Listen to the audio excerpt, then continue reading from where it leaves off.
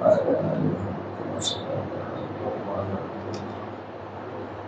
اللهم بارك على محمد اللهم رب عليك وفتانا والصلاة القائمة آت محمد المسلمة والفضل والرحمة.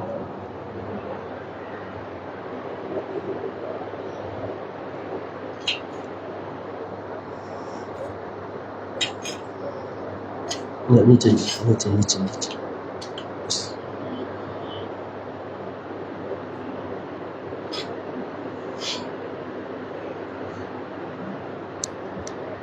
إن الحمد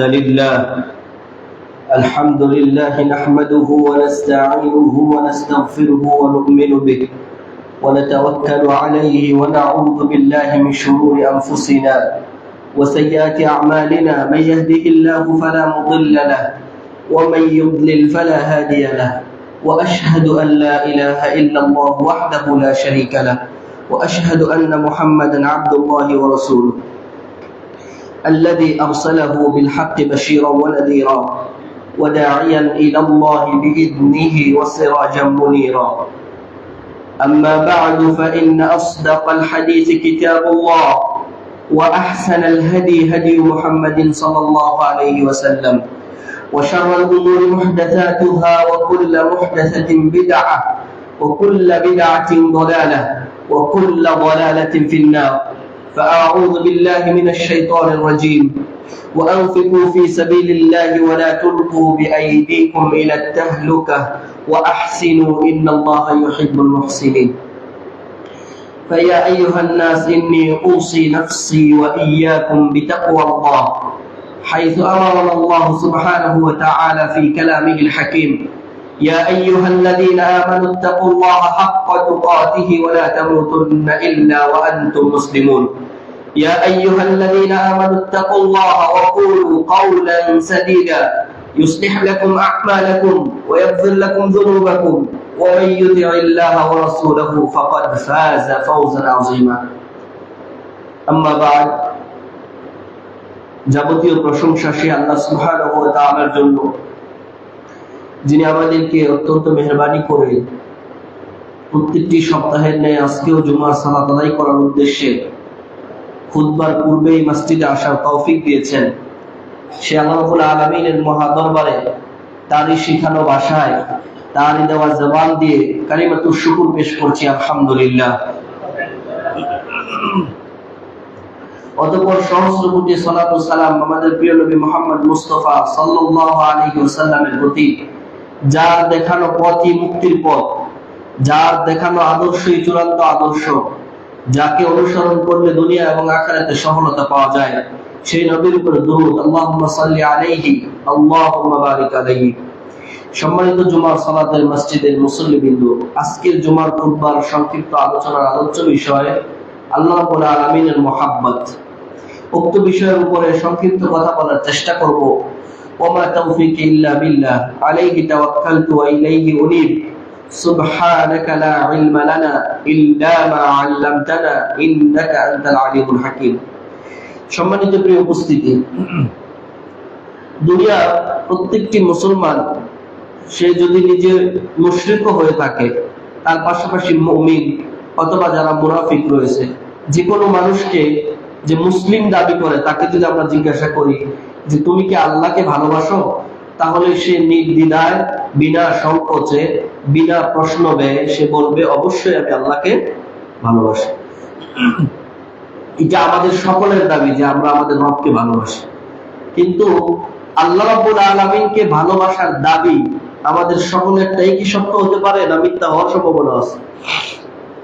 আমাদের প্রত্যেকের দাবিটা সত্য নয়, কারো কারো দাবিটা মিথ্যা হওয়ারও চান্স আছে। যেমন মুশরিক যে ব্যক্তি, সে যদি বলে আল্লাহকে ভালোবাসে কিন্তু তার দাবিটা কি মিথ্যা, যদি সে আল্লাহকে ভালোবাসতো তাহলে শিরকে লিপ্ত হতো না।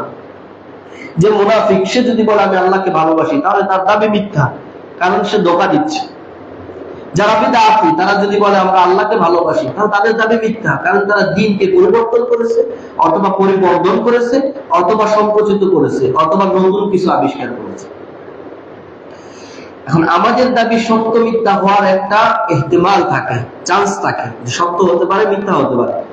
কিন্তু মহান রব যদি বলে যে আমি এই এই শ্রেণীকে ভালোবাসি, তাহলে এর মধ্যে কোনো মিথ্যা থাকে না। কেন? হুয়া আসদাকুল কাইলিন, তিনি সবথেকে বেশি সত্যবাদী। ওমান আসদাকু মিনাল্লাহি কিলা, আল্লাহ তাআলা কোরআনে বলছেন তার থেকে সত্য আর কে বলতে পারে। তো আমরা কোরআনে কারিমের দিকে যদি লক্ষ্য করি, তাহলে কিছু শ্রেণীকে আল্লাহ তাআলা নির্দিষ্ট করে বলছেন এই এই শ্রেণীকে আল্লাহ ভালোবাসেন। শুধু আয়াতগুলো বলছি আর অর্থ বলছি। আল্লাহ রাব্বুল আলামিন সূরা আলে ইমরানের 159 নম্বর আয়াতে বলছেন ফাইদা আযামতা ফাতাওয়াক্কাল আলাল্লাহ ইন্নাল্লাহা ইউহিব্বুল মুতাওয়াক্কিলিন, যদি তুমি কোনো কাজ করার সংকল্প করো, ইচ্ছা পোষণ করো, তাহলে আল্লাহর উপর ভরসা করো। কেন? ইন্নাল্লাহা ইউহিব্বুল মুতাওয়াক্কিলিন, আল্লাহ তাআলা তার উপর যারা ভরসা করে তাদেরকে ভালোবাসেন। তাহলে আল্লাহ যারা আল্লাহর উপর ভরসা করে তাদেরকে ভালোবাসেন, এটা আল্লাহর ঘোষণা। এরপর আল্লাহ তাআলা সূরা বাকারার 195 নম্বর আয়াতে বলছেন ওয়া আনফিকু ফি সাবিলিল্লাহি ওয়া লা তুলকু আইদিকুম ইলা তাহলুকা, তোমরা আল্লাহর রাস্তায় ব্যয় করো, দান করো, সাদাকা করো, আর নিজেদেরকে ধ্বংসের দিকে ঠেলে দিও না। ওয়া আহসিনু, আর তোমরা সুন্দর কাজ করো, সুন্দর আচরণ করো, উত্তমতা দেখাও। কেন? ইন্নাল্লাহা ইউহিব্বুল মুহসিনিন, কারণ আল্লাহ তাআলা মুহসিনিনদেরকে ভালোবাসে। যারা সৎ কর্ম করে, সুন্দর আচরণ দেখায়, তাদেরকে আল্লাহ ভালোবাসে। এরপর আল্লাহ তাআলা সূরা বাকারার 222 নম্বর আয়াতে বলছেন ইন্নাল্লাহা ইউহিব্বুত তাওয়াবিনা ওয়া ইউহিব্বুল মুতাতাহহিরিন। আমরা ওযুর দোয়ার শেষে এটা বলি, আল্লাহুম্মা জাআলনি মিনাত তাওয়াবিনা ওয়া জাআলনি মিনাল মুতাতাহহিরিন, হে আল্লাহ আপনি আমাদেরকে তাওবা যারা করে তাদের অন্তর্ভুক্ত করেন, আর যারা নিজেদেরকে পবিত্র রাখে তাদের অন্তর্ভুক্ত করেন। আর আল্লাহ কোরআনে বলছেন আল্লাহ তাআলা তাওবাকারীদেরকে এবং যারা নিজেদেরকে পুত পবিত্র রাখে তাদেরকে আল্লাহ ভালোবাসেন। এরপর আল্লাহ রাব্বুল আলামিন সূরা আলে ইমরানের 76 নম্বর আয়াতে বলছেন যে ফাইন্নাল্লাহা ইউহিব্বুল মুত্তাকিন, নিশ্চয় আল্লাহ তাআলা মুত্তাকিদেরকে ভালোবাসেন। মুত্তাকি কারা? যারা আল্লাহ রাব্বুল আলামিনের সমস্ত আদেশকে মেনে নেয়, আল্লাহ রাব্বুল আলামিনের সমস্ত নিষেধকে বাদ দেয় এবং আল্লাহ তাআলাকে ভয় করে প্রকাশ্যে এবং গোপনে, এটা হচ্ছে মুত্তাকি, এদেরকে আল্লাহ তাআলা ভালোবাসেন। এরপর আল্লাহ তাআলা আরেক জায়গায় বলছেন সূরা আলে ইমরানের 159 নম্বর আয়াত ইন্নাল্লাহা ইউহিব্বুল মুতাওয়াক্কিলিন, ওই আগের আয়াত, যে যারা আল্লাহ রাব্বুল আলামিনের উপরে পরিপূর্ণ ভরসা করে তাদেরকে আল্লাহ তাআলা ভালোবাসেন। সূরা হুজুরাতের 9 নম্বর আয়াত আল্লাহ তাআলা বলছেন ওয়া আকসিতু ইন্নাল্লাহা ইউহিব্বুল মুকসিতিন, তোমরা যখন মানুষের মাঝে ফয়সালা করবে, দুই গ্রুপের দ্বন্দ্ব লাগবে, তুমি বিচারক হিসেবে থাকবে, তখন ওই ক্ষেত্রে বিচার করার ক্ষেত্রে তুমি ইহসান করবে, ন্যায়পরায়ণতা দেখাবে, সত্যবাদিতার পরিচয় দিবে, যাতে করে কোন গ্রুপের উপরে তোমার জুলুম না হয়ে যায়, কারো পক্ষ যেন তুমি না নিয়ে দাও, ন্যায় ইনসাফ প্রতিষ্ঠা করো বিচার করার ক্ষেত্রে, যদি তোমাকে বিচারক হিসেবে দায়িত্ব দেওয়া হয়। কেন? ইন্নাল্লাহা ইউহিব্বুল মুকসিতিন, যে আল্লাহ তাআলা ন্যায় বিচারকদেরকে ভালোবাসেন। সম্মানিত প্রিয় উপস্থিতি, এরপর আরো অনেকগুলো আয়াত আছে। আল্লাহ রাব্বুল আলামিন তাদেরকে ভালোবাসেন যারা সমস্ত কাজে আল্লাহ রাব্বুল আলামিনের প্রেরিত রাসূল মুহাম্মদ মুস্তাফা সাল্লাল্লাহু আলাইহি ওয়াসাল্লামকে অনুসরণের মাধ্যমে তাদের ইবাদত করে।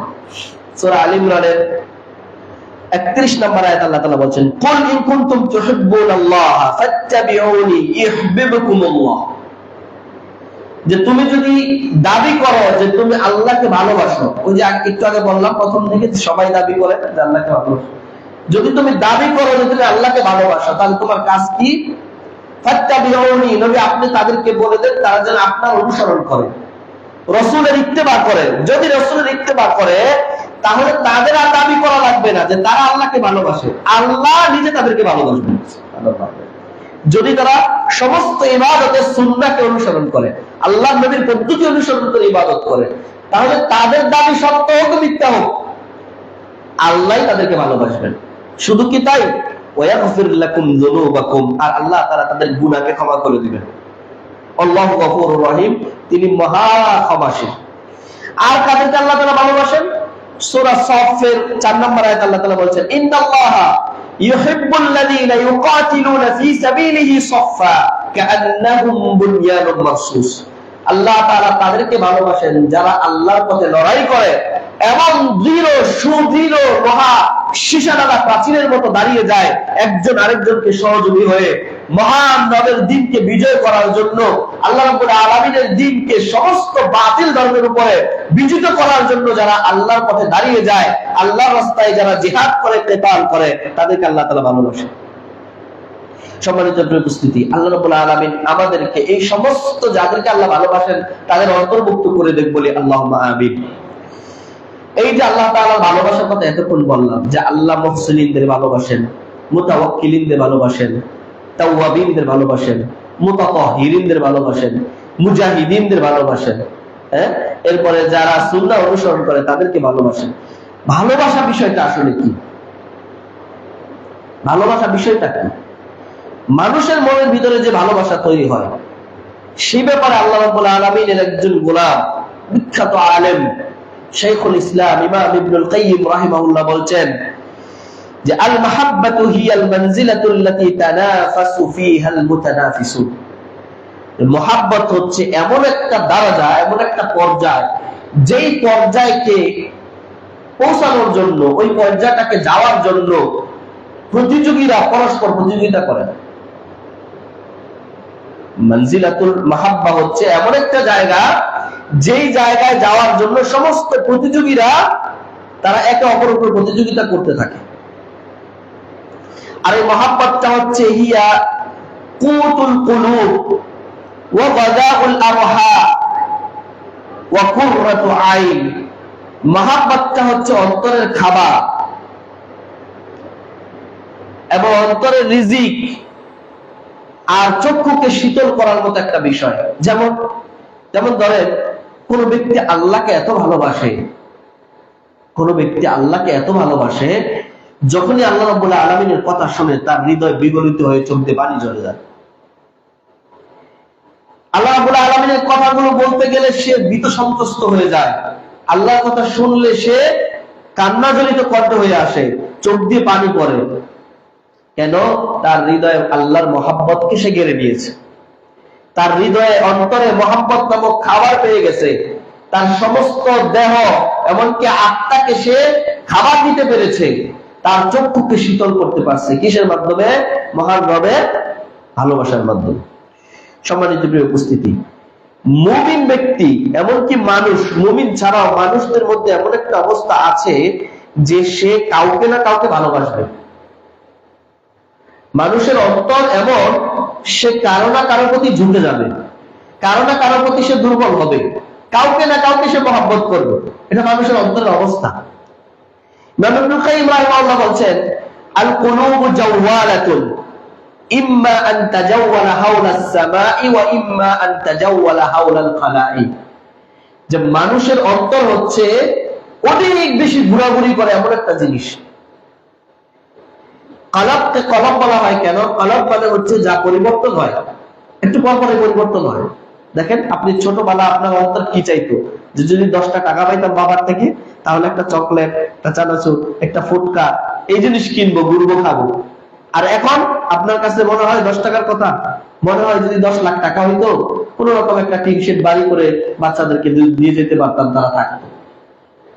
আবার যখন বৃদ্ধ হয়ে যাবেন তখন আপনার মনে আর টাকা পয়সা চাইবে না, তখন মনে চাইবে হায় যদি নাতিপুতি নিয়ে একটু শান্তিতে থাকতে পারতাম, শান্তিতে মরতে পারতাম। এই যে অন্তর পরিবর্তন হয়।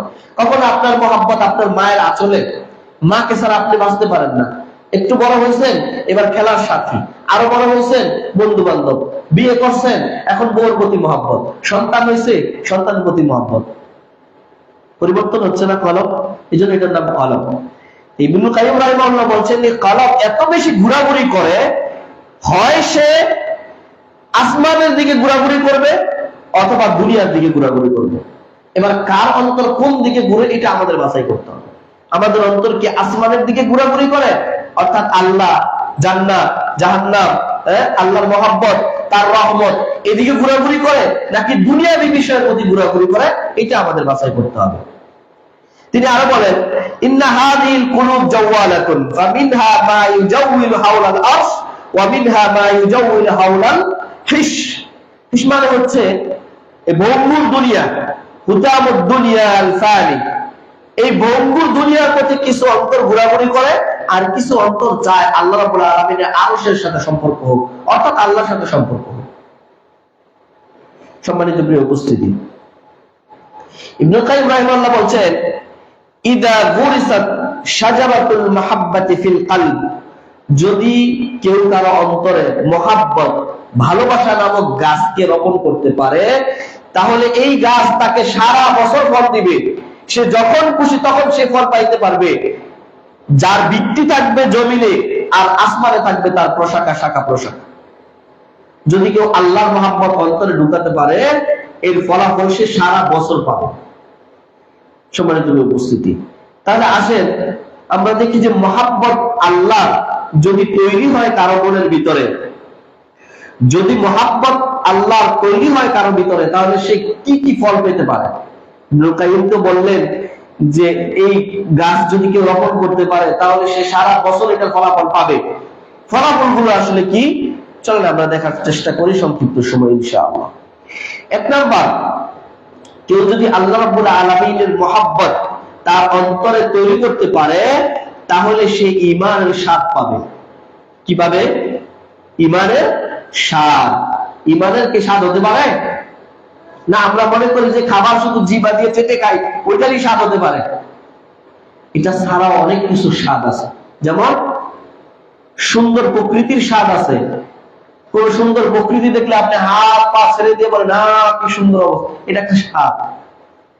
দেখেন আল্লাহ তাআলা মৃত্যু সম্পর্কে কি বলছেন, কুল্লু নাফসিন যায়িকাতুল মাউত, যায়িকা যাকা ইয়াযুকু, স্বাদ আচ্ছাদন করা।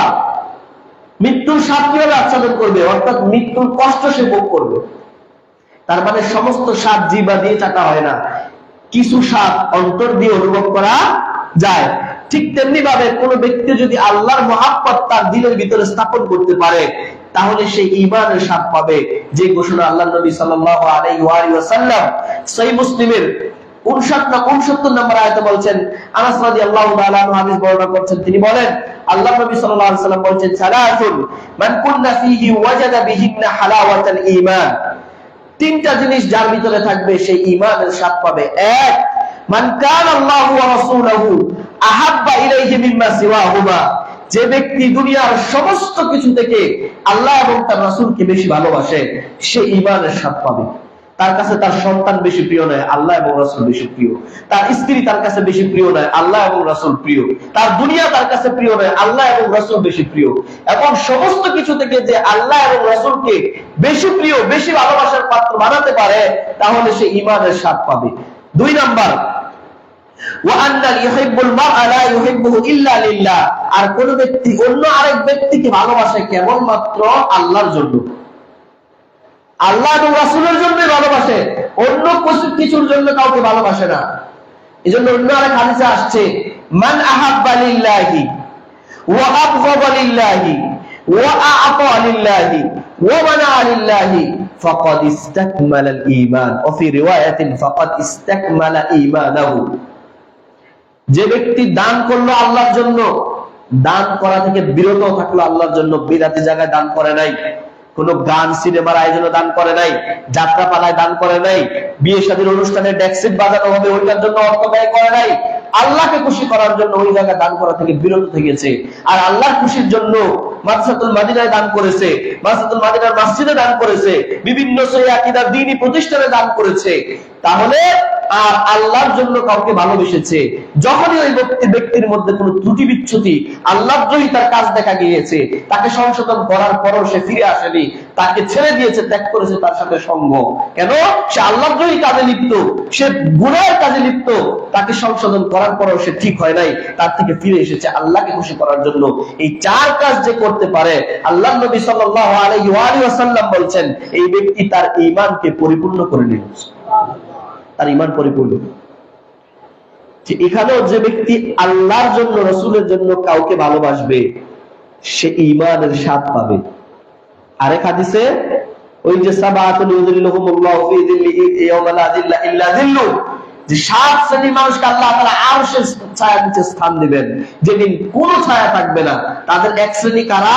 যারা আল্লাহর জন্যই ভালোবাসে, যারা আল্লাহর জন্য কি ভালোবাসে। সম্মানিত উপস্থিতি, তার তৃতীয় নাম্বার কি, আর এমন ব্যক্তি যাকে আল্লাহ তাআলা হিদায়াত দিয়েছেন, হিদায়াত দেওয়ার পরে সে আর কুফরিতে ফিরে যেতে চায় না। যেমনি ভাবে মানুষ আগুনে করতে চায় না, জ্বলন্ত আগুন, সেখানে কে লাফ দিতে চায়, ওইটা যেমন ঘৃণা করে, তেমনি হেদায়েত পাওয়ার পরে কোনো ব্যক্তি আবার কুফরিতে লিপ্ত হবে, এটা সে ঘৃণা করে, অপছন্দ করে। এই তিন শ্রেণীর ব্যক্তি তারা ঈমানের স্বাদ পাবে। সম্মানিত প্রিয় উপস্থিতি, আল্লাহ নবী সাল্লাল্লাহু আলাইহি ওয়াসাল্লামের কাছে একদিন এক ব্যক্তি আসলেন। সহিহ বুখারীর 3688 নম্বর হাদিস, আনাস রাদিয়াল্লাহু তাআলা বলছেন, একদিন এক ব্যক্তি এসে আল্লাহ নবী সাল্লাল্লাহু আলাইহি ওয়াসাল্লামকে কিয়ামত সম্পর্কে জিজ্ঞাসা করছেন, ইয়া রাসূলুল্লাহ মাতাস সাআ, হে আল্লাহর নবী কিয়ামত কখন হবে? তখন আল্লাহ নবী সাল্লাল্লাহু আলাইহি ওয়াসাল্লাম বলছেন, ওয়া মা আ'দাততা লাহা, তুমি কিয়ামত যে জিজ্ঞেস করছো কবে হবে, কিয়ামতের ব্যাপারে কি প্রস্তুতি নিয়েছো? তুমি কিয়ামতের ব্যাপারে কি প্রস্তুতি নিয়েছো? আমাদের এখন দেখবেন অনেক শ্রেণীর দায়ী, বক্তা, খতিব, আলেম আছে, তাদের শুধু টপিক হলো কিয়ামতকে কিভাবে 2024, 25, 26 নিয়ে আসা যায়, টেনে কিভাবে কিয়ামতকে আগায় আনা যায়। মানে ওনারা প্রস্তুত, এখন কিয়ামত হয়ে গেলে আল্লাহর কাছে দাঁড়িয়ে যেতে পারবে। আল্লাহর নবী এই শ্রেণীর ব্যক্তিকে কি জিজ্ঞেস করলেন? মাযা আ'দাততা লাহা, তুমি কিয়ামতের জন্য কি প্রস্তুত করেছো? আমি এখন আপনাদের যদি জিজ্ঞেস করি, আমরা যদি আমাকে জিজ্ঞেস করি, হাল আনতা মুস্তাঈদুন, তুমি কি প্রস্তুত আল্লাহর সাথে সাক্ষাৎ করার জন্য? কে কে প্রস্তুত? হাত তোলেন। একটা হাত উঠবে না, কারণ আমি তো জানি আমার পিছনের দিনগুলো অবস্থা কি। শুধু দিনগুলো না, আজকে সকাল থেকে নিয়ে এই দুপুর 12টা পর্যন্ত আমার কি অবস্থা, এই অবস্থার বিবেচনায় আমি আল্লাহর সামনে দাঁড়াতে পারবো কিনা, আমি জান্নাতি না জাহান্নাম। তাহলে কিয়ামতকে কিভাবে টেনে আনার চেষ্টা করছে দেখেন। কিয়ামতের আলামত বর্ণনা করেন, মানুষকে সতর্ক করেন, ফিতনার কথাগুলো বলেন, কিন্তু কিয়ামত চলে আসছে, এই যে আসলো ওই দিন হবে, এইটার সাথে এইটা মিলায়, ওই ঘটনার সাথে এই ঘটনা মিলায়, অথচ হাদিসে এইভাবে একটার সাথে একটা মিলানোর কোনো সুযোগ নেই। সৌদি আরবে আমি তখন মদিনায়, তখন দেশে আসিনি। বৃষ্টি হলে, 2 দিন বৃষ্টি হলে পাহাড়ের যে ছোট ছোট, এগুলো উশবুন বলা হয় আরবিতে, ছোট ছোট যে গাছগুলো আছে এগুলো সজীব হয়ে যায়। তো এগুলো ভিডিও আরবরাই করে পিছনে ব্যাকগ্রাউন্ডে তেলাওয়াত ছেড়ে দেয় অনেক সময়। এই ভিডিওগুলো যখন আমাদের বাংলাদেশি ভাইরা পায়, তখন বলে এই যে কিয়ামত শুরু হয়ে গেছে। কেন? যে আল্লাহ নবীর হাদিস বলছে, যখন আরবের পাহাড়গুলো সবুজ ছেয়ে যাবে, তখন কিয়ামতের আর বেশি বাকি নেই। লা হাওলা ওয়ালা কুওয়াতা ইল্লা বিল্লাহ। এটা তো বৃষ্টির কারণে হয়েছে। এই সবুজ, বৃষ্টি আসলে প্রতিদিনই সবুজ হচ্ছে, আবার পরের দিন রোদ উঠলে শুকায় সব খরা। এটা প্রাকৃতিক কোনো কারণে হবে না, এটা অবাস্তব কারণে হয়ে যাবে, সব সবুজ হয়ে যাবে, আরো সবুজ হয়ে যাবে, তখন বোঝা যাবে অবস্থা। এরকম একটা ঘটনাকে টেনে টেনে নিয়ে কিয়ামতের সাথে লাগানো হচ্ছে। তো যাই হোক, প্রসঙ্গের বাইরে কথা বললাম। নবীজি জিজ্ঞেস করলেন, তুমি কিয়ামত সম্পর্কে কি ব্যবস্থাপনা করলা, কি আছে তোমার, কিয়ামত যে তুমি জিজ্ঞেস করতেছো? তখন সে ব্যক্তি বলে, লা শাইউন, আমার কাছে কিছুই নাই, ইল্লা আনা উহিব্বুল্লাহ ওয়া রাসূলহু, আমি কেবলমাত্র আল্লাহ এবং তার রাসূলকে ভালোবাসি। সুবহানাল্লাহ, আল্লাহ এবং তার রাসূলকে কি করি? ভালোবাসি। আল্লাহর নবী সাল্লাল্লাহু আলাইহি ওয়াসাল্লাম তাকে বললেন, আনতা মা'a মান আহবাবতা, তুমি তার সাথেই থাকবে যাকে তুমি ভালোবাসো। সুবহানাল্লাহ, তুমি তার সাথে থাকবে যাকে তুমি ভালোবাসো। হে আমার মুসলিম ভাইয়েরা, হে আমার মুসলিম যুবক ভাইয়েরা, মুরব্বী বাবারা, আমার কচিকাচারা, এজন্য ভালো কাকে বাসতে হবে এটা সিদ্ধান্ত নিতে হবে। কার প্রতি ভালোবাসা দেখাতে হবে এই সিদ্ধান্ত আজকেই নিতে হবে, যে আপনি কোন ব্যক্তিকে ভালোবাসতেছেন। এমন কোন ব্যক্তিকে ভালোবাসতেছেন যাকে দেখলেই বোঝা যায় জাহান্নামী, যার আচরণে বোঝা যায় জাহান্নামী।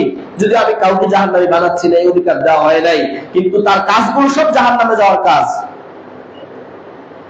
নাপাক, খারাপ, দুষ্ট লোকের কাজ, এমন ব্যক্তিকে কি আপনি ভালোবাসতেছেন? এমন ব্যক্তির সাথে আপনি সহচর্য নিচ্ছেন, এমন ব্যক্তির সোহবত নিচ্ছেন, তাহলে আপনিও তাদের অন্তর্ভুক্ত হয়ে যাবেন। আল্লাহ নবী বলছেন, মান তাশাব্বাহা বিকওমিন ফাহুয়া মিনহুম, যে ব্যক্তি কোন জাতি, কোন ধর্মকে, কোন মতের সাথে মিল রাখে, ফাহুয়া মিনহুম, সে তাদের অন্তর্ভুক্ত। এই ব্যক্তি যখন এই কথা শুনলো, আল্লাহ নবীর মুখে আরো সাহাবীরা ছিল, আনাস রাদিয়াল্লাহু তাআলা আনহু বলছেন, এই কথা শোনার পরে সাহাবীরা ওই দিন এত খুশি হয়েছে, আর আমি এত খুশি কাউকে কোনোদিন হতে দেখি নাই। বলেন তো কেন সাহাবীরা এত খুশি হয়েছে? কারণ সমস্ত সাহাবীরা কাকে ভালোবাসে? আল্লাহ রাসূলকে ভালোবাসে, আল্লাহকে ভালোবাসে। আর আল্লাহর নবী বলছেন আনতা মা'a মান আহবাবতা, তুমি তার সাথে থাকবে যাকে তুমি ভালোবাসো। সাহাবীরা একেবারে অনেক খুশি হয়ে গেছেন। আনাস বলছেন ফারিহনা বিকাউলিন নবী সাল্লাল্লাহু আলাইহি ওয়াসাল্লাম, আমরা খুশি হয়ে গেলাম আল্লাহর নবী যখন এটা বললেন।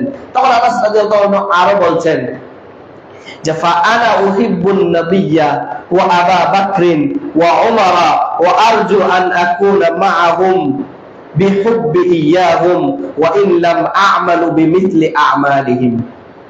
সেদিন আমিও খুশি হয়ে গিয়েছিলাম। কেন? আমি নবীকে ভালোবাসি, আমি আবু বকরকে ভালোবাসি, আমি ওমরকে ভালোবাসি। তাহলে আমি তাদের সাথে থাকতে পারবো যদিও তাদের মতো আমল আমি করতে পারি। সুবহানাল্লাহ। দেখেন আনাস রাদিয়াল্লাহু তাআলা আল্লাহর নবী 10 বছরের খাদেম, শিশুকাল থেকে। একজন সাহাবী আরেকজন সাহাবী থেকে কোন কোন ভাবে কোন কোন দিক থেকে একজন এক দিকে শ্রেষ্ঠ, কিন্তু সবার উপরে আল্লাহ সন্তুষ্ট। রাদিয়াল্লাহু আনহুম ওয়া রাদু আনহু। তারপরও একজন সাহাবী তার উপরের বড় সাহাবীদেরকে কিভাবে সম্মান দিচ্ছেন, বলতেছে যে আমি নবী, আবু বকর এবং ওমর তাদের সাথে থাকবো যদিও তাদের মতো আমল আমি করতে পারি। যদিও আনাস রাদিয়াল্লাহু তাআলার আমল আছে, কিন্তু তিনি নিজেকে এখানে বিনয় পেশ করছেন, ছোট করে উপস্থাপন করছেন। সুবহানাল্লাহ বিহামদিহি। তাহলে আমাদের উচিত এমন কাউকে ভালোবাসা যার সাথে আমি থাকবো এটা সিদ্ধান্ত নেওয়া, এমন কাউকে ভালোবাসা। সম্মানিত উপস্থিতি, এরপরে যে ব্যক্তি আল্লাহ এবং তার রাসূলকে ভালোবাসবে বা আল্লাহকে ভালোবাসার চূড়ান্ত পর্যায়ে যে পৌঁছে যাবে, উপস্থিত হতে পারবে, তাহলে আল্লাহ তাআলা তাকে সুন্দর নেক আমল করার তৌফিক দিবেন। সুন্দর এবং নেক আমল করার তৌফিক দিবেন। দেখেন আল্লাহ নবী সাল্লাল্লাহু আলাইহি ওয়াসাল্লামের একটি হাদিস, সুনান তিরমিজিতে হাদিসটা এসেছে। আনাস রাদিয়াল্লাহু তাআলা হাদিস বর্ণনা করেন, তিনি বলেন ইযা আহাব্বাল্লাহু আবদান ওয়া ফি রিওয়ায়াতিন ইযা আরাদাল্লাহু বিআবদিন খায়রান, যে আল্লাহ তাআলা যদি কোনো বান্দার কল্যাণ করতে চান, আরেক হাদিসে আসছে আল্লাহ যদি কোনো বান্দাকে ভালোবাসেন তাহলে কি করেন? ইস্তামালাহু, তাহলে আল্লাহ তাআলা তাকে তৌফিক দিয়ে দেন সব কাজ করার। যে কি সাহাবীরা জিজ্ঞেস করলেন কাইফা ইস্তামালাহু ইয়া রাসূলুল্লাহ, কিভাবে তাকে তৌফিক দিয়ে দেয়, কিসের তৌফিক দেয়? তখন আল্লাহ নবী সাল্লাল্লাহু আলাইহি ওয়াসাল্লাম বলছেন ইউওয়াফিকহু লিআমালিন সালিহিন ক্বাবলাল মাউতি, আল্লাহ তাআলা কোন বান্দাকে যদি ভালোবাসে তাহলে আল্লাহ তাআলা তাকে মৃত্যুর পূর্বে হলো নেক আমল করার তৌফিক দিবেন। মৃত্যুর পূর্বে হলো নেক আমল করা তৌফিক দিবেন। আর মৃত্যুর পূর্বে নেক আমল করার গুরুত্ব কি? আল্লাহ নবী আরেক হাদিসে বলছেন ইন্নামাল আ'মালু বিল খাওয়াতিম। আপনারা বিন্নিয়াত এটা প্রায় সবাই জানেন, ইন্নামাল আ'মালু বিন্নিয়াত সবাই জানেন। আর হাদিস আছে ইন্নামাল আ'মালু বিল খাওয়াতিম, যে মানুষের আমল নির্ভর করবে তার শেষ আমলের উপরে। 40 হাদিসে 40 এর ভিতরে 3-4 নাম্বার হাদিস খুব সম্ভবত এখানে একটা হাদিস আছে যে মানুষ জান্নাতের কাজ করতে করতে করতে করতে করতে করতে এমন পর্যায়ে পৌঁছে যাবে যে তার মাঝে আর জান্নাতের মাঝে হয়তো 1 বিঘার ফাঁকা আছে, কিন্তু শেষ মুহূর্তে এমন এক আমল করবে যার কারণে সে জান্নাতি হয়ে যাবে। আবার আরেক শ্রেণী খারাপ কাজ করতে করতে করতে করতে করতে করতে একবারে জাহান্নামে পৌঁছে যাবে, অল্প একটু বাকি আছে, কিন্তু আল্লাহ রাব্বুল আলামিনের তৌফিকে এমন এক নেক কাজ করবে যার কারণে আল্লাহ তাকে জান্নাত দিয়ে দিবেন। তাহলে ইন্নামাল আ'মালু বিল খাওয়াতিম, নিশ্চয়ই মানুষের আমল হবে তার শেষ আমলের উপর। এই জন্যই আল্লাহ নবী হাদিসে বলছেন লাকিনু মাউতাকুম, তোমরা তোমাদের মৃত ব্যক্তির সামনে তাকে তালকিন দাও, তার মুখ দিয়ে লা ইলাহা ইল্লাল্লাহ বলাও, কেননা ওই সময় ইবলিস চলে আসে, ইবলিস এসে তাকে নাফরমানিতে লিপ্ত করতে চায়, তাকে বেঈমান বানিয়ে দুনিয়া থেকে নেওয়াতে চায়। আর আমাদের দেশে মৃত ব্যক্তির আত্মা যায় যায় ওই সময় বসে সূরা ইয়াসিন পাঠ করে। কি পাঠ করে? সূরা ইয়াসিন পাঠ করে। কোরআন তো মৃত ব্যক্তিদের জন্য নাযিল হয় নাই, উনজিলা লিমান কানা হাইয়া, কোরআন নাযিল হয়েছে যারা জীবিত আছে তাদের জন্য, তার জীবিত জীবনকে পরিবর্তন করার জন্য। তার সামনে গুনগুন করে মাথা ঝুলে আগরবাতি জ্বালায়া সবাই মিলে সূরা ইয়াসিন পাঠ করায় কোনো ফায়দা নাই।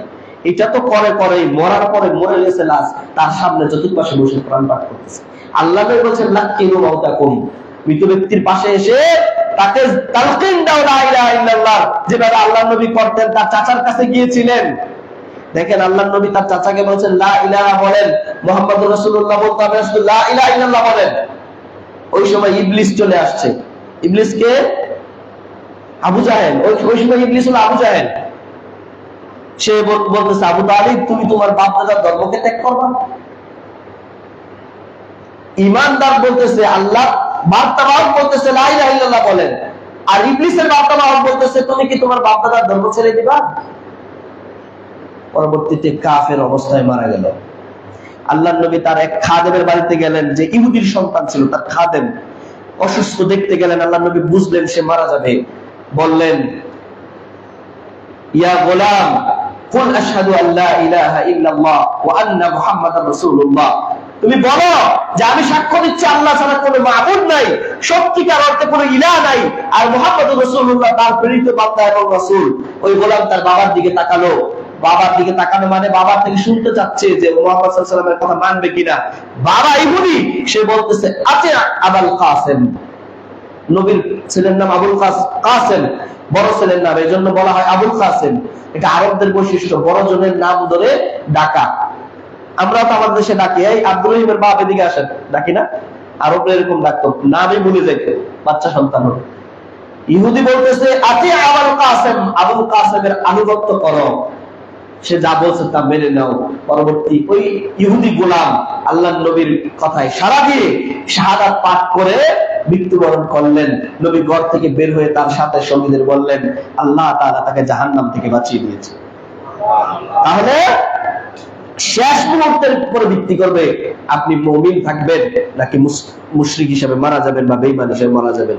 সম্মানিত উপস্থিতি, এরপরে আসেন আল্লাহ নবী সাল্লাল্লাহু আলাইহি সাল্লাম হাদিসে বলছেন, কোন ব্যক্তির যদি আল্লাহ তাআলা ভালোবেসে ফেলেন, আল্লাহ যদি কারো কল্যাণ চায়, তাহলে আল্লাহ তাআলা তাকে বিপদ দিয়ে পরীক্ষা করেন। আল্লাহ নবী সাল্লাল্লাহু আলাইহি সাল্লাম হাদিস বর্ণনা করতেছেন, তিনি বলেন মাইয়ুরিদিল্লাহু বিহি খায়রান ইউসিব মিনহু, সহিহ বুখারীর 6545 নম্বর হাদিস। আল্লাহ নবী বলছেন, আল্লাহ যদি কারো কল্যাণ চায় তাহলে তাকে দুনিয়াতে বিপদ দান করেন। আর আমরা কি বলি, ধরেন আমার বাচ্চার জ্বর, ঠান্ডা, সর্দি, আমার বাচ্চার অসুখ সারেই না, আমি নামাজ পড়ি, আমার মায়েরা নামাজ পড়ে, পাশের বাড়ির একজন নামাজওয়ালা কিছু করে না, হারামের সাথে লিপ্ত, বেঈমানের মতো চলাফেরা করে, তাদের বাচ্চা দেখতে সুন্দর, কোন অসুখ হয় না, হ্যাঁ, সবকিছু সুন্দরভাবে চলতেছে।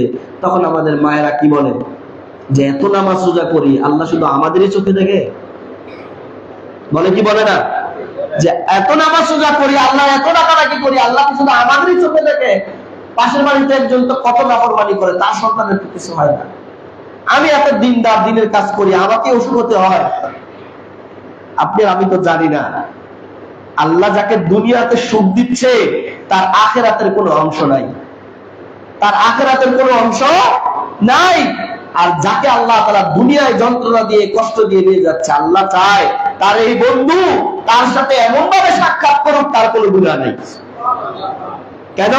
মুমিন বান্দার যদি পায়ের ভিতরে কাঁটাও ফোটে, এর দ্বারা আল্লাহ তাআলা গুনাহ মাফ করেন।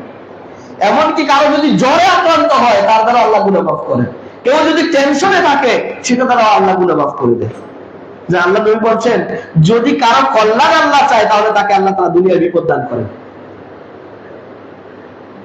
দেখবেন এক ভাই অনেক নামাজি, তার অভাবই দূর হচ্ছে না, অনেক ভালো মানুষ, মুত্তাকি মানুষ, কিন্তু অভাবের মধ্যে পড়ে আছে। যে এবার সূরা বাকারা ফিরে যান, আল্লাহ তাআলা কি বলছেন, وَلَنَبْلُوَنَّكُمْ بِشَيْءٍ مِّنَ الْخَوْفِ وَالْجُوعِ وَنَقْصٍ مِّنَ الْأَمْوَالِ وَالْأَنفُسِ وَالثَّمَرَاتِ। অভাব দিবে, ক্ষুধা দিবে, মালের নোকসানি দিবে, জানের নোকসানি দিবে, সম্পদের নোকসানি দিবে। এটা দিয়ে পরীক্ষা করা হবে। কাদের পরীক্ষা করা হবে? আগের আয়াতে চলে গেছে, ইয়া আইয়ুহাল্লাযীনা আমানুস্তাঈনু বিস-সাবরি ওয়াস-সালাহ, হে ঈমানদাররা তোমরা সবর এবং সালাতের মধ্যে প্রার্থনা করো, সাহায্য চাও। এরপরে বলছে আল্লাহ এই জিনিসগুলোকে দিয়ে পরীক্ষা করা হবে তোমাদেরকে। তাহলে যাদেরকে পরীক্ষা করা হয় তারাই মুমিন, আর যাদের কোনো পরীক্ষা নাই তারা মুমিনের খাতা থেকে দূরে সরে যাচ্ছে। এরপর আল্লাহ তাআলা বলেন অবাশশিরিস সাবিরিন, এই অসুখ যখন আসবে তখন ধৈর্য ধারণ করা তাদের জন্য সুসংবাদ। সম্মানিত উপস্থিতি, যাকে আল্লাহ তাআলা ভালোবাসবেন, যে আল্লাহ তাআলার ভালোবাসায় সিক্ত হয়ে যাবে, এমন সৌভাগ্যবান ব্যক্তি যে হয়ে যাবে, আল্লাহ তাআলা তাকে মারতাবাতুল আ'লায় পৌঁছে দিবেন। দুনিয়ার সমস্ত মানুষের কাছে তাকে গ্রহণযোগ্য বানিয়ে দিবেন। সুবহানাল্লাহ। প্রথমে আল্লাহ তাআলা বলছেন হাদিসে কুদসির মধ্যে যে মান আদালি ওয়ালিয়ান ফাকাদ আযানতুহু বিল হারবি, যে ব্যক্তি আমার ওলির সাথে শত্রুতা করলো আমি তার বিরুদ্ধে যুদ্ধ ঘোষণা করলাম। কে ঘোষণা করলেন? আল্লাহ। হাদিসে কুদসি। এই হাদিসকে আমাদের যারা আহলুল বিদআতি ওয়াদ দালালা আছে, প্রথম খুতবায় বলছিলাম যারা বলে নিজেদেরকে আহলুস সুন্নাহ ওয়াল জামাআহ, যারা কবর পূজা, মাজার পূজা, পীর পূজা আর ওলি পূজায় লিপ্ত, তারা এই সহিহ হাদিস নিয়ে আসে, বলে এই যে আল্লাহ বলছে মান আদালি ওয়ালিয়ান, যে ব্যক্তি আমার ওলির সাথে শত্রুতা করলো ফাকাদ আযানতুহু বিল হারবি, আমি তার সাথে যুদ্ধ ঘোষণা করলাম। তাহলে আমরা ওলির পক্ষে কথা বলি আর তারা ওলির শত্রু, তারা আল্লাহর শত্রু। এইটা ব্যাখ্যা পরে বলতেছে, আগে হাদিস শেষ করি। আল্লাহ রাব্বুল আলামিন হাদিসে কুদসিতে বলছেন ওয়া মা তাকাররাবা ইলাইয়া আবদি বিশাইইন আহাব্বা ইলাইয়া মিম্মা আফতারাতু আলাইহি ওয়া মা ইয়াজালু আবদি ইয়াতাকাররাবু ইলাইয়া বিন নওয়াফিল হাত্তা উহিব্বুহু, যে আমার বান্দা যদি আমি তার উপর যা ফরজ করছি সেগুলো করার পরে আমার কাছে সে প্রিয় হয়ে যায়, আর তার প্রিয় হওয়া বাড়তে থাকে যখন সে আবার নফলগুলো ফরজের সাথে অ্যাড করে দেয়। এই অবস্থা যদি কারো হয়ে যায় তখন আল্লাহ তাআলা বলছেন ফাইদা আহবাবতুহু কুনতু সামউহু আল্লাযী ইয়াসমাউ বিহি, অর্থাৎ যখন আমি তাকে ভালোবেসে ফেলি তখন তার শ্রবণ শক্তি আমি হয়ে যাই, তার দৃষ্টি শক্তি আমি হয়ে যাই, তার চলার শক্তি আমি হয়ে যাই, তার স্পর্শ করার শক্তি আমি হয়ে যাই। এই প্রথম কথার এই কথা দিয়ে মানুষকে ধোঁকা দেওয়া হয় যে দেখো স্পষ্ট হাদিসে আল্লাহ বলছেন যে ওলির হাত আল্লাহর হাত, ওলির চোখ আল্লাহর চোখ, ওলির কান আল্লাহর কান, ওলির ধরা আল্লাহর ধরা। সুতরাং আমরা যে ওলির সামনে মাথা নত করি এটা আসলে ওলির সামনে করি না, কাকে করি? আল্লাহকে। নাউযুবিল্লাহি মিন যালিক, নাউযুবিল্লাহি মিন যালিক। প্রথমে বলি ওলি কারা, এটা জানার দরকার আছে না? আপনি যাকে তাকে আপনি যেটা সেটা বলবেন ওলি, আপনি বলবেন যে অমুক ল্যাংটা শাসে ওলি, এটা আমি মেনে নিব? হ্যাঁ, নারায়ণগঞ্জ বন্দর ঘাট পার হলেই উঠলে এখানে আছে একটা মস্তান শাহ, এ ব্যক্তি কি মাস্তানি করলো সে ওলি হয়ে গেল? গোলাপ শাহ ওলি হয়ে গেল?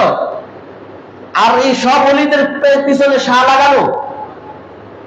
আল্লাহ নবী ওলি হতে পারলেন না, আবু বকর ওলি হতে পারলেন না, ওমর, আলী, উসমান রিদওয়ানুল্লাহি তাআলা আলাইহিম আজমাইন সমস্ত সাহাবী, তাবিঈন, আতবাউত তাবিঈন, আইম্মাতুল মুজতাহিদিন, তারা ওলি হতে পারলেন না কেউ। আর যারা মাথার পরনের কাপড় মাথায় তুলে ফেলেছে তারা ওলি হয়ে গেছে, যাদের মাথায় জট চলে আসছে তারা ওলি হয়ে গেছে।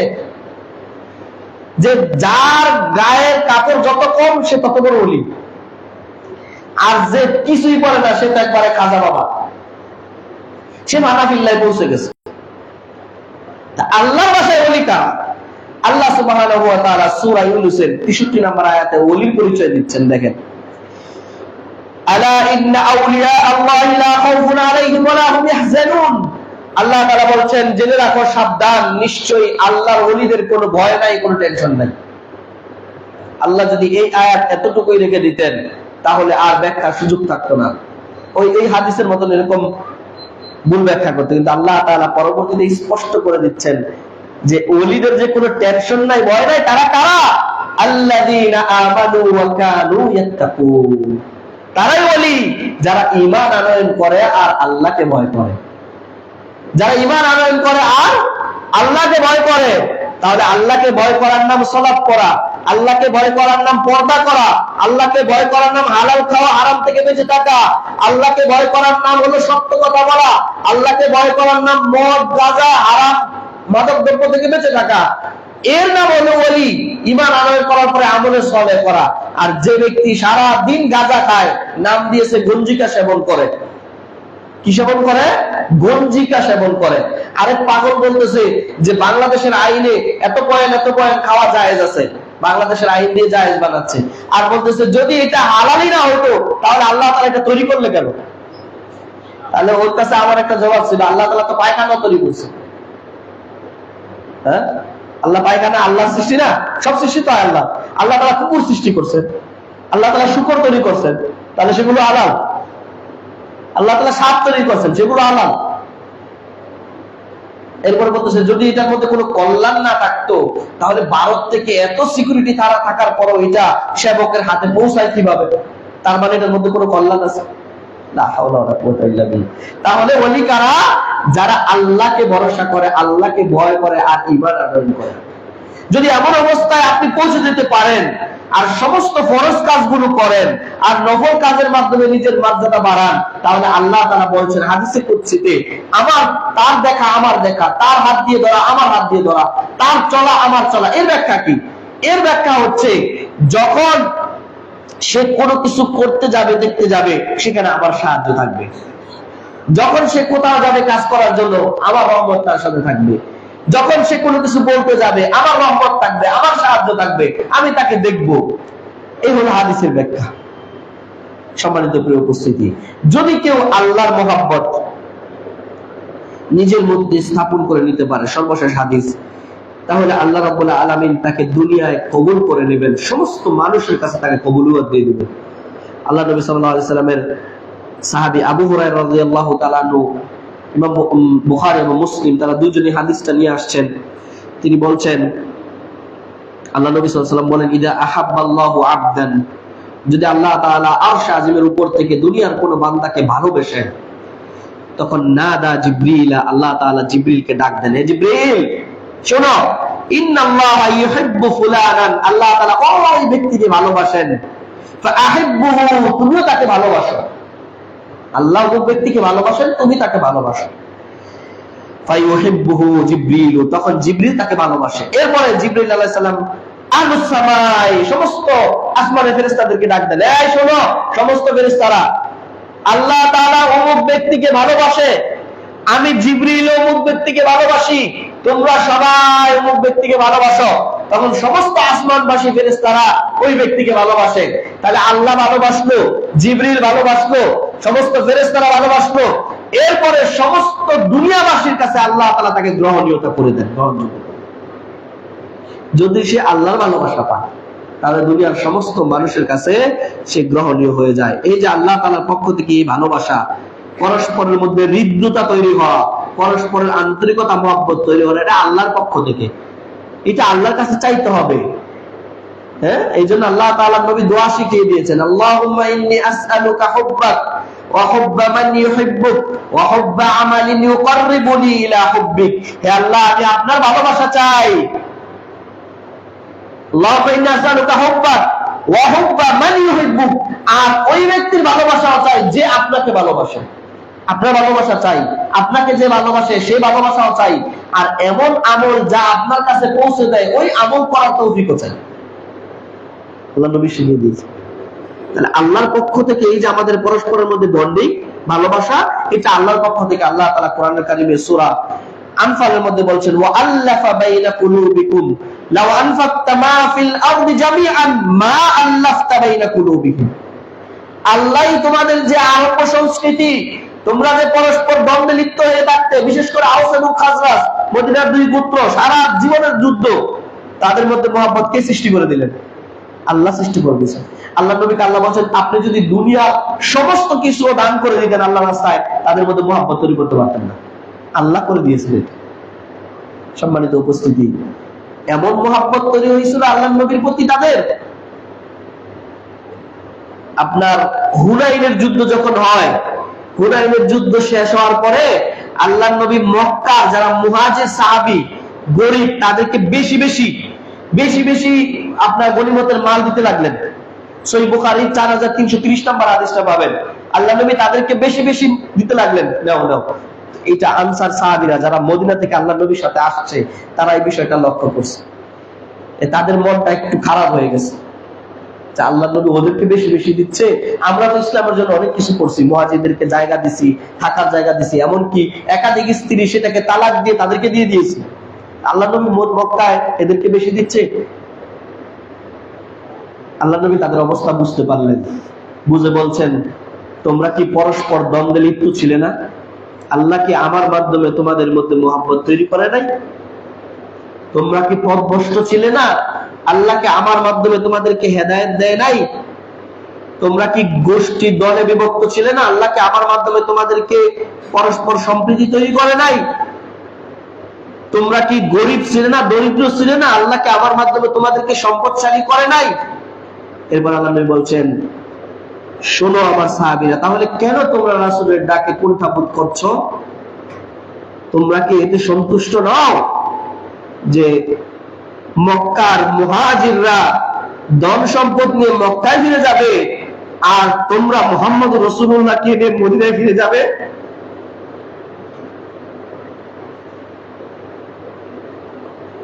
এতে কি তোমরা সন্তুষ্ট নও? সবাই সন্তুষ্ট হয়ে গেলেন।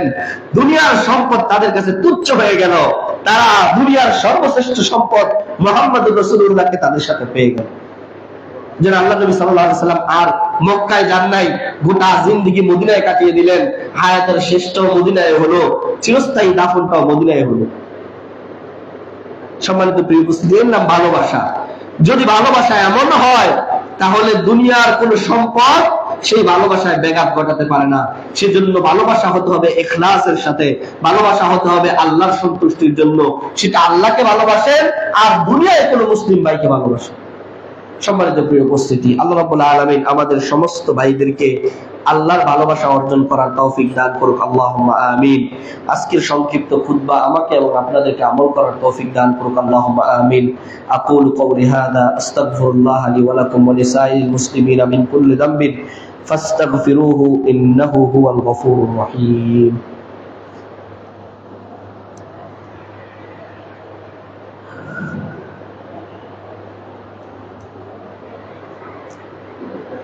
الحمد لله على إحسانه والشكر له على توفيقه وامتنانه، وأصلي وأسلم على المبعوث رحمة للعالمين نبينا محمد وآله وصحبه أجمعين ومن استنى بسنته إلى يوم الدين.